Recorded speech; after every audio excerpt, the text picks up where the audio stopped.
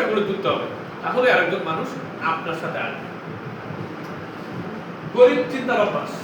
আমরা সবসময় গরিব ভাবতে ভালোবাসি, আমরা নিজেদেরকে গরিব ভাবতে চাই। এই চিন্তার কারণে, এই অভ্যাসের কারণে আমাদের সাথে আরেকজন আসতে চায় না যে তোমার তো কিছু নাই, তা আমি তোমার সাথে কেন করবো। তাহলে কি করতে হবে? আমাদের এই গরিব ভাবনাটাকে চেঞ্জ করে আমাদের ধনী ভাবনাটা আনতে হবে। নিজেকে ধনী ভাবার অ্যাটিটিউড, অভ্যাসে পরিণত করতে হবে। এইটা যদি করতে পারি আমরা, তাহলে আপনি খবর পাবেন।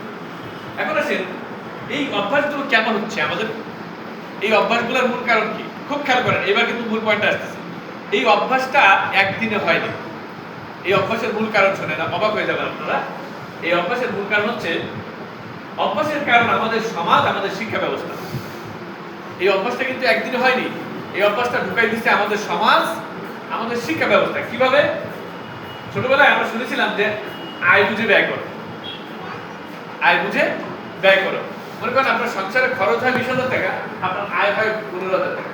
কিভাবে আয় বুঝে ব্যয় করবেন? সম্ভব? তাহলে আমাদের সমাজ তো শিখেছে কার্ডিও কোড, অ্যাগোর কোড গুলো আমাদের স্কুল শিখেছে না যে আয় বুঝে ব্যয় করো। কিন্তু আয় বুঝে ব্যয় করো এই প্রবাদের কারণে আমরা ব্যয় বাড়াচ্ছি না। তাহলে আমাদের কি করতে হবে? এই সেন্টেন্সটা পরিবর্তন করতে হবে। আমাদের মাথার মধ্যে কিছু মানে মেসেজ আছে, ওই মেসেজগুলো আমাদের অভ্যাস তৈরি করে। এই মেসেজটা চেঞ্জ করেন যে ব্যয় বুঝে আয় করো না, আয় বুঝে ব্যয় করো। এই সেন্টেন্সটা চেঞ্জ করেন আজকে থেকে, দেখবেন আপনার অভ্যাস পরিবর্তন হবে।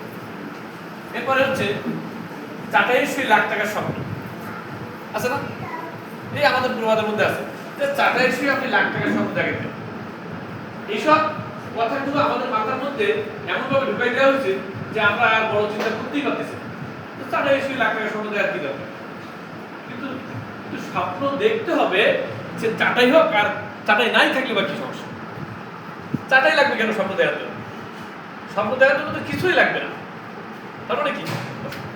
তার মানে আমাদের সমাজ, আমাদের শিক্ষা আমাদের ঢুকাই দিছে যে তোমার স্বপ্ন দেখার দরকারটা কি? তোমার তো টাকা নাই, পয়সা নাই, তুমি তো গরিব।